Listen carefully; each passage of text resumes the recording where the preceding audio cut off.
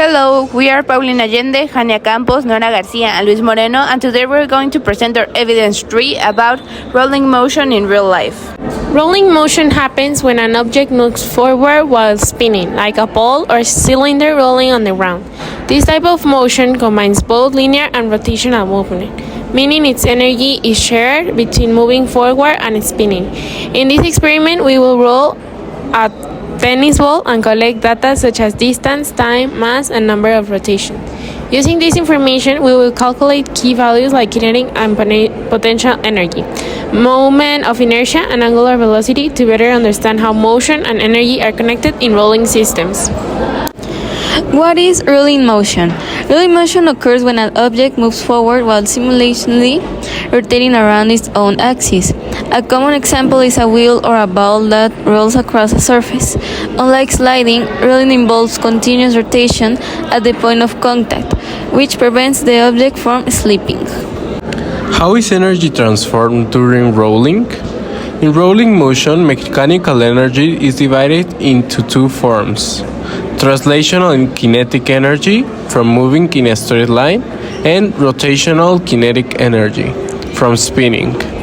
As the object rolls, energy is constantly shared between these two types, but the total mechanical energy remains conserved if there is no energy lost due to friction or other forces.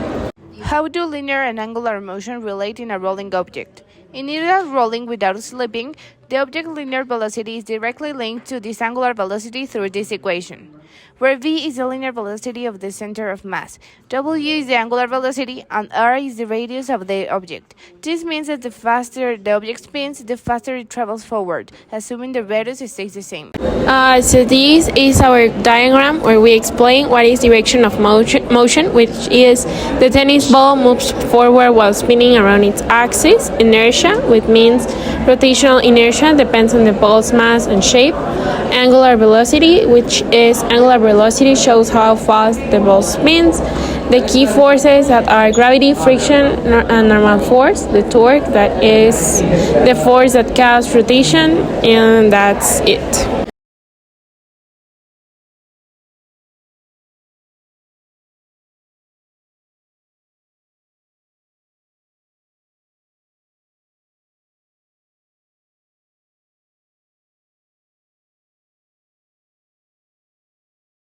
For this experiment, we're gonna use a tennis ball. The properties of this one is weight is 5.58 grams, time 9 seconds, radio 3.35, velocity 4.39. Here are the calculations and formulas of our evidence. Linear displacement, the result was 4.39. Kinetic energy, the result was 5.71. Potential energy, the result was 0 because it was in a linear floor.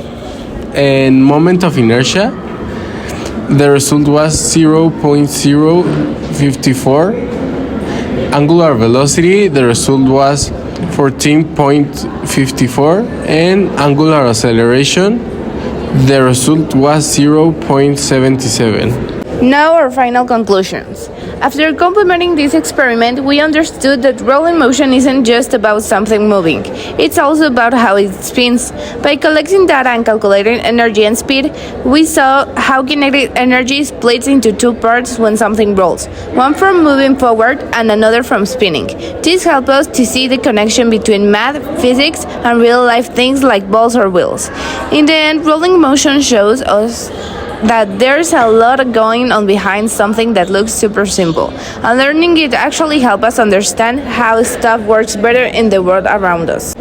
When we observe how things roll in everyday life, from a bicycle to a ball hitting the ground, we realize that physics is all around us. Studying rolling models helps us better understand how motion, friction, and energy come together to make objects move smoothly and efficiently.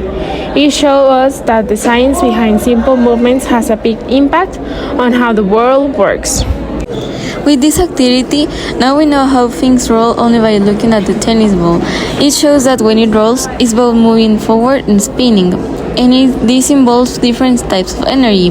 The calculations give us specific numbers of how fast it's spinning and moving, and how much energy it has. It is a really simple way to see the physics of rolling in action. In this project, I learned how rolling motion works and how things like energy, velocity, and inertia are connected. I understood that when an object like a tennis ball rolls, it's both moving forward and spinning at the same time. It was interesting to see how physics is involved in something that looks so simple. The experiment helped me to understand formulas better, and overall, it was fun and entertaining activity to do with my team. Thanks for your attention.